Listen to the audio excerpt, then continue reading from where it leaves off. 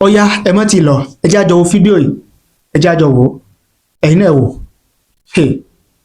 Gómìnà Ṣèyí Mákindé, ẹ̀yin ni mo fẹ́ address ọ̀rọ̀ yìí sí directly because mo gbọ́ ọ̀rọ̀ kan léyìí tí màá dẹ̀ fẹ́ believe pé kò rí bẹ́ẹ̀ èmi á fẹ́ gbàgbọ́ pé kò rí bẹ́ẹ̀ ẹ jẹ́ n kọ́ bẹ̀rẹ̀ láti bí. Ó ní bíbọ̀dù kan tó wà níbi ìdí àpẹ́ yẹn, ibi junction ìdí àpẹ́ yẹn tá a bá ti fẹ́ yà lọ sí ọ̀nà ilé ìtura gbajúgbajà ilé ìtura kan níbi apá ọ̀tún báyìí, bíbọ̀dù ńlá gbàǹgbà báyìí ni wọ́n ṣẹ̀ṣẹ̀ nílò láti sọ fún ẹnì kankan pé olóyè Adégbóyèga Taofeek ni wọ́n ti ń lò bẹ̀ láti bí ọdún méjì báyìí tí èmi ti ń rí bíbọ̀dù yẹn níbẹ̀ o for like 2 years now.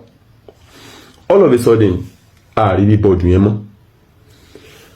Ó yà mí lẹ́nu gẹ́gẹ́ bí olóṣèlú pé ṣé ẹni tó ti ń lo bíbọ̀dù láti bí ọdún méjì for like 24 months tó wá jẹ́ pé àsìkò tí wọ́n ń torí rẹ̀ fi awareness láti gbà wá gẹ́gẹ́ ti wá súnmọ́ etílé, ṣé ń gbà yẹn ni wọ́n wà nílò kíní ìmọ̀ ni àbí gbà bá pé mo rówó ẹ̀san mọ́ ni àbí kí là pé ṣé tí wọ́n ti ń lò for the past 24 months ńlá wà pé wọn ò rí owó ẹ̀san mọ́ ní àsìkò tó jẹ́ pé tí wọ́n ń torí ẹ̀ lò láti jọ ìgangan wá tiẹ̀ tí tó wá súnmọ́ etílé. Mo wá béèrè àwọn ìbéèrè torí pé ẹni ó bá béèrè ọ̀rọ̀ lọ́fẹ̀ẹ́ di rẹ̀ gbọ́. Wọ́n wá ní àṣẹ wá láti agbọn ibì kan tó lágbára wípé alágbára kan lóde ilẹ̀ pé tí àwọn bá ti ń lọ tí àwọn ń bọ̀ táwọn ń rí bíbọ̀dù yẹn ó máa ń traumatize àwọn.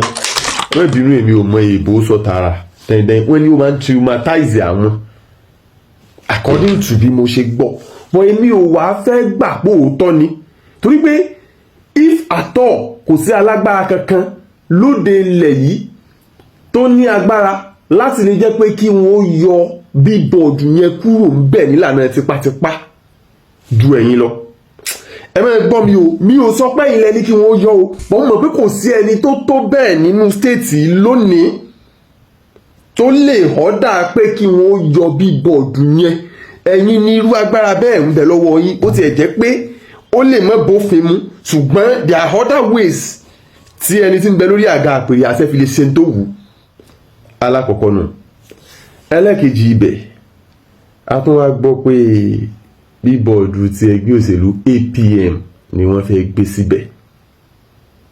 Torí bí wọ́n bá tiẹ̀ ti máa gbé sí gan tí ó bá jẹ́ wípé kò sí míì níbẹ̀ torí wọ́n pé ọjọ́ gàté kọjọ́ gàté ó fẹsẹ̀ méjèèjì ti ro gàté àti wípé eégún àti ro wọlé èèyàn àti ro bóde ó yá àwọn àgbàlagbà tó bá jẹ́ wípé kò ní nǹkan kan ṣe pé kò tiẹ̀ ṣe pé bóyá bíbọ̀dù APM ni wọ́n fẹ́ gbé bẹ̀.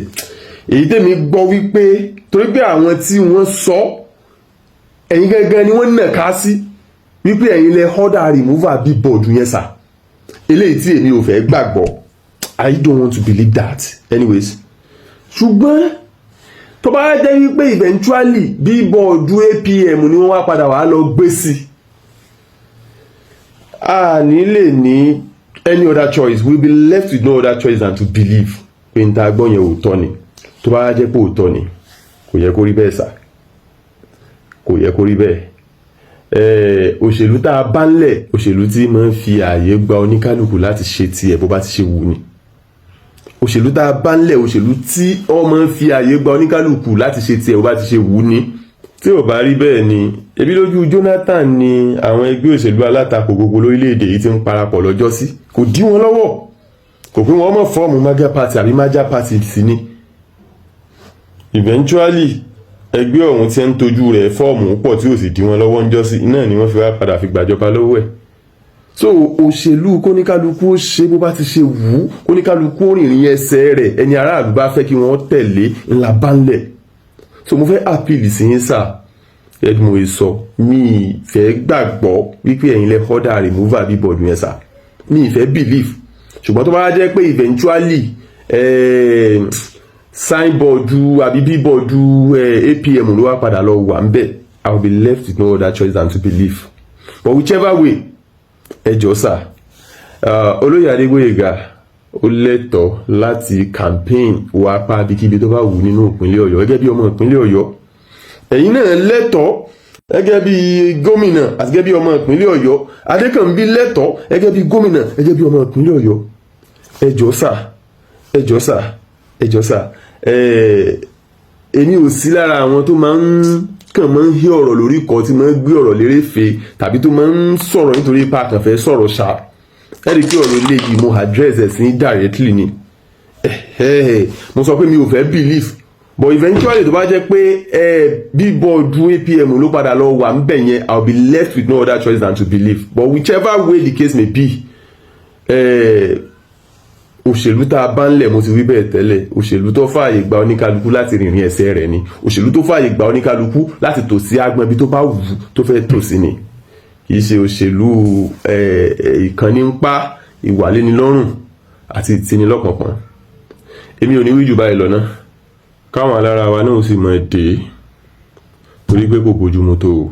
Otasansan Media àtúntìdé o. ká farere polówó iṣẹ́ ni la fi farasajẹ́ bí ìṣẹ́ṣẹ́ fún. ìdí rèé tá a fi ṣèdásílẹ̀ iléeṣẹ́ Otasansan Media Concept. iléeṣẹ́ tó mọ ti fún tẹ̀dọ̀ bá a ṣe ṣàgbékalẹ̀ fọ́nrán ìpolówó ọjà jingle production lọ́nà tí fi jẹ́ ìtẹ́wọ́gbà fáyé lórí rédíò tẹlifíṣàn tàbí social media. iléeṣẹ́ wa Otasansan Media Concept. àmọ́ oríṣiríṣi ọgbọ́n àti ìpolówó ọjà tó yẹ fún iléeṣẹ́ àtòkòwò yín bó ṣe straight line tàbí dialogue bó sì jẹ́ drama poetry tàbí music format lẹ fẹ́ ṣe pẹ̀lú owó péréte. Otasansan Media Concept ní ẹ pè. a ní àwọn akọ́ṣẹ́mọṣẹ́ alóyin lóhùn voice over artist pẹ̀lú ohùn tó ta sánsán. ọjà wo lẹ̀ ń tà, iṣẹ́ wo lẹ̀yin ṣe, irú kéde wo lẹ fẹ́ ṣe. ẹ pè wá bá wa sọ̀rọ̀ sójú òpó